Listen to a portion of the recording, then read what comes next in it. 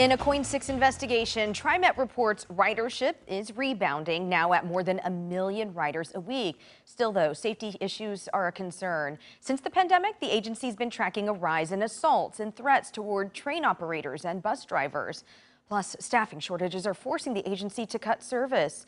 Brandon Thompson is looking into the issues and what TriMet is doing to address the problems. TriMet's operators and drivers have moved Portlanders through pandemic and protests, but the treatment they have received is showing the thorns of the Rose City's transit. Behind the wheel of TriMet's buses and trains, this is the best thing for me to do. I wish I could just do it safely. Are the operators that keep Portland moving, but their accounts of threats and harassment have pushed some to the edge. I've had scary situations in my 9 years with TriMet. And it can get very confrontational very quick, and it can get very physical and dangerous very fast. Richard Williams drove for 4 years before retiring 2 years ago. The other, an anonymous driver, is still with the agency, driving for 9 years. They're two of several current and former TriMet operators we spoke with, detailing harassment and even assault on the job. Coin 6 digital reporter Amanda Arden spoke to Williams about his experience. Were you ever attacked? Oh, absolutely. I was assaulted numerous times.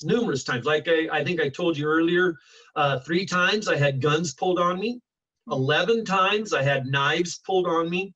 I can't even tell you how many times I was verbally assaulted. I've lost count on how many times I was physically assaulted. For the other driver, she considered herself assaulted 3 times. The first time, she was spit on. The second time, gravel was thrown at her as she walked to her bus. The third time, a man threw a box of masks at her and then escalated to a rock. Between people trying to bring knives on board and even machetes, it's led this employee to therapy, saying she's been diagnosed with PTSD and acute stress disorder. Day in and day out, there's no 8-hour shifts. I work a lot of hours, day in and day out, being bombarded with those images and that treatment and then being assaulted. It's too much. Frederick Casey and Shirley Block are the union vice president and president, respectively. Is it just the spitting? She just hit me twice.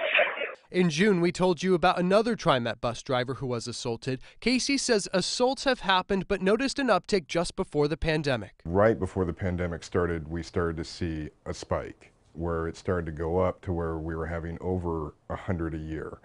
And then when the pandemic hit, that trend kept going. The entire area has seen an uptick in crime. Executive Director of Safety and Security Andrew Wilson presented statistics to TriMet's Reimagining Public Safety Committee in August, though they only go back to 2020. It shows TriMet's employees have been threatened hundreds of times each year. 467 documented cases last year. The agency's projections expect less this year, estimating 334 incidents. There are dozens of instances of weapons reported and dozens of instances of drivers being spit on as a respiratory virus spread at pandemic levels. We feel that deeply when one of our operators goes through a security incident like that. TriMet did pick a driver for us to speak with. Danita McCown has driven for 8 years, and the worst situation she's seen is being spit on. I don't feel the bus is unsafe. If I did, I wouldn't be driving it. But Casey and Block get text alerts when one of the union's members is harassed or assaulted. We had a supervisor assaulted at Gateway again. 5 hours before that, we had another one assaulted. On July 25th, we had a total of 3. We had 3 assaults that day.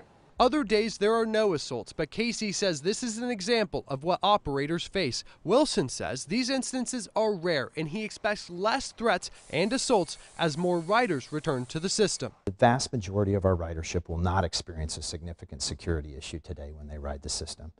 But I do think that it's important to know that the communities that we are operating our transit system through are having struggles right now, and I think that's an honest answer for anybody living in the Portland metro area. The solution TriMet is looking at is restructuring its public safety presence on the system, though staffing has been an issue. Transit officers have been the historical security on the TriMet system, with 18 officers from the Multnomah County Sheriff's Office of the 65 TriMet says they'd like to have. The Sheriff's Office hopes to add 2 dedicated HOPE team officers to the transit system who specialize in homeless outreach and helping people to services. That's a similar role TriMet has envisioned for its safety response team, with 26 members so far. TriMet hopes to expand to 48 next year. As Casey and drivers report, fare enforcement is often the largest point of conflict. TriMet is taking that role from drivers and operators. Customer service specialists will be who enforce fare and other policies on trains and buses. The agency has 18 positions now and hopes to double to 37. Do you think that's an effective approach so far? No. Why not? Because it's not enough of them. We need to make sure that our riders feel safe out there and that they see a presence. In terms of the specifics of how many people that is necessary to provide that on a bus or on a MAX train or on a platform, et cetera, that's a real loose number, and it could vary even for times of day and the kinds of activity that's out there. How many other riders are out there? In past years, Block and Casey says the union members did not feel supported by TriMet and felt targeted by masking policies and fare reminders. But last summer, Sam Dessou was named the new general manager, bringing on a new labor relations director and public safety and security director in Andrew Wilson as well. Since that time, Block and Casey say the relationship has improved, and they're cautiously optimistic for change. The new GM that they have there now, he seems to listen. He wants to work with us. TriMet's Reimagining Public Safety Committee will meet throughout 2023. This time next year, they'll present recommendations to the board. Reporting in Portland's Transit Mall, Brandon Thompson, KOIN 6 News.